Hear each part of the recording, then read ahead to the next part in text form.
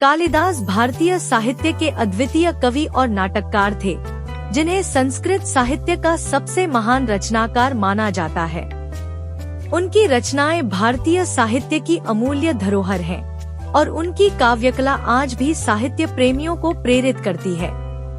कालिदास की रचनाएं विशेषकर महाकाव्य और नाटक के रूप में प्रसिद्ध हैं, जिसमें प्रकृति, प्रेम, भक्ति और जीवन के गहन अनुभवों का चित्रण किया गया है।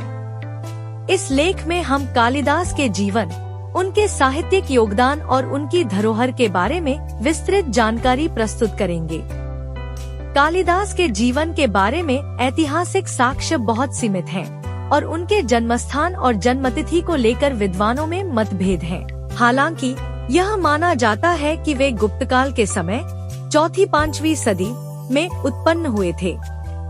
गुप्तकाल को भारतीय इतिहास का स्वर्ण युग कहा जाता है, जिसमें कला, साहित्य, विज्ञान और संस्कृति का अद्वितीय विकास हुआ था। कालिदास के जीवन के संबंध में अनेक किंवदंतियां प्रचलित हैं। एक प्रमुख किंवदंती के अनुसार कालिदास का प्रारंभिक जीवन बहुत साधारण और अज्ञानी अवस्था में बीता था। कहा जाता है कि वे एक गरीब ब्राह्मण परिवार में जन्मे थे और प्रारंभ में अज्ञानी और अशिक्षित थे। एक अन्य कथा के अनुसार कालिदास का विवाह विद्वान पंडितों द्वारा चुनी गई एक राजकुमारी से हुआ था, जिसने उन्हें अपनी बुद्धिमत्ता और विद्वत्ता से प्रभावित किया। कालिदास की बुद्धि और विद्वता का उदय उनके जीवन में एक महत्वपूर्ण मोड़ था। एक दिन जब उन्हें अपने अज्ञानता का एहसास हुआ, तो उन्होंने देवी काली की तपस्या की और देवी के आशीर्वाद से उन्हें महान कवि और विद्वान बनने की शक्ति प्राप्त हुई। इसके बाद उन्होंने संस्कृत साहित्य में असाधारण योगदान दिया और अमर रचनाएं की।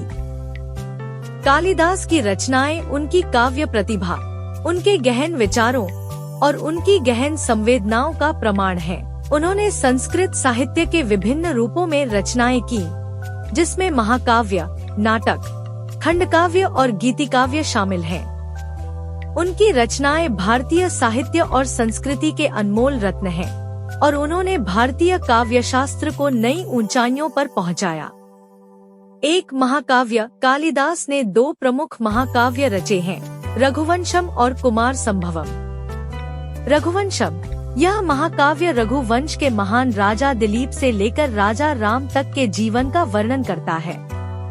इस काव्य में 19 सर्ग, अध्याय हैं और इसमें भारतीय शासकों के आदर्श चरित्र, कर्तव्य और धर्म का अत्यंत सुंदर वर्णन किया गया है। रघुवंशम में कालिदास ने काव्य शैली, अलंकार और छंद का उत्कृष्ट प्रयोग किया है। कुमार संभवम, यह महाकाव्य भगवान शिव और देवी पार्वती के विवाह और उनके पुत्र कुमार कार्तिकेय के जन्म का वर्णन करता है। इसमें प्रेम, तपस्या और देवी देवताओं की कथाओं का सुंदर चित्रण किया गया है। इस महाकाव्य में कालिदास की कविता की गहराई, भावुकता और दिव्यता की झलक मिलती है। 2 नाटक। कालिदास के नाटकों ने भारतीय रंगमंच को समृद्ध किया और उन्हें साहित्य में अमर बना दिया।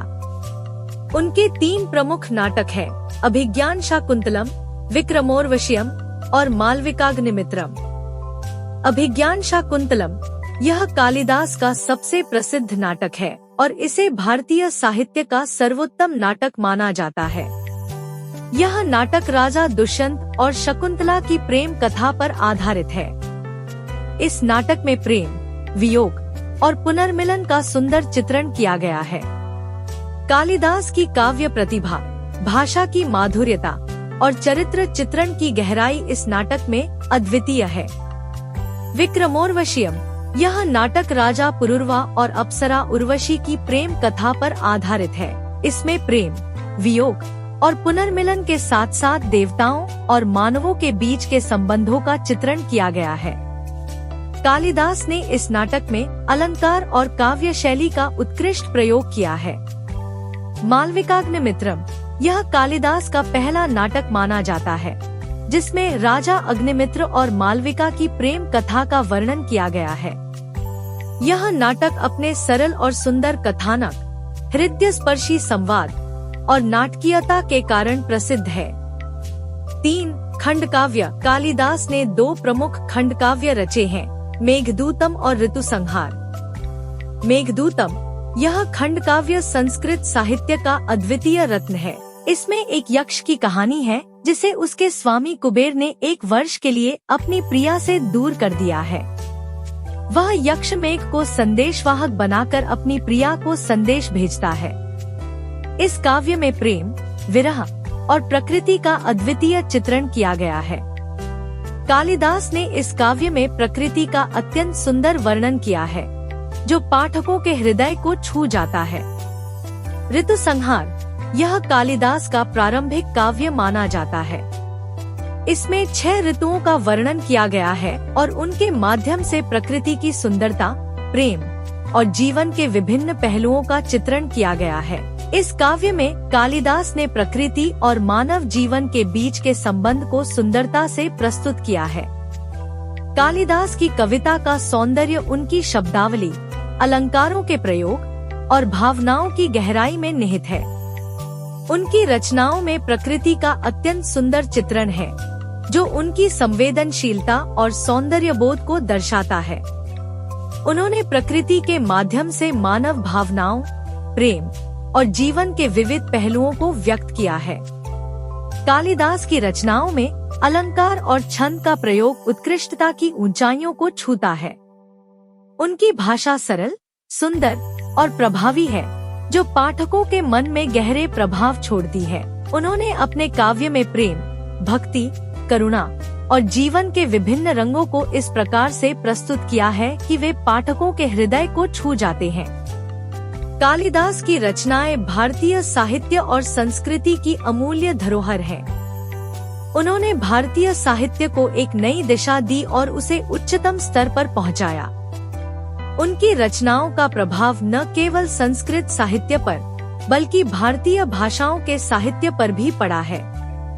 कालिदास के काव्य और नाटकों ने भारतीय साहित्य में प्रेम, प्रकृति और जीवन के अन्य पहलुओं के चित्रण की एक नई परंपरा की शुरुआत की।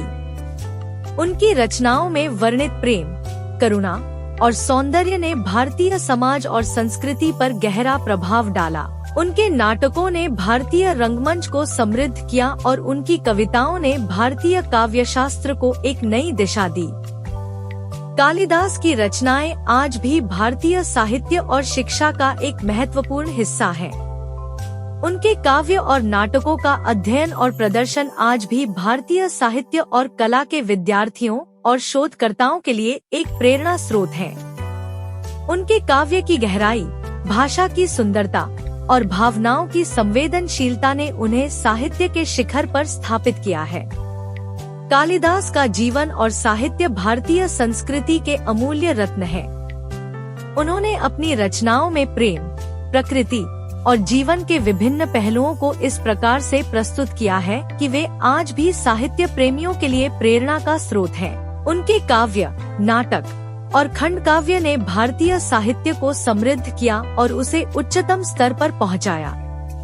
कालिदास की रचनाएं भारतीय साहित्य और संस्कृति की धरोहर हैं, जो सदियों तक जीवित रहेंगी।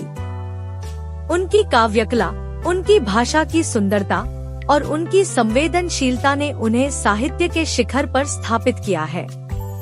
कालिदास की धरोहर भारतीय साहित्य के लिए एक अमूल्य संपत्ति है, जिसे संजोकर रखना और आगे बढ़ाना हमारा कर्तव्य है।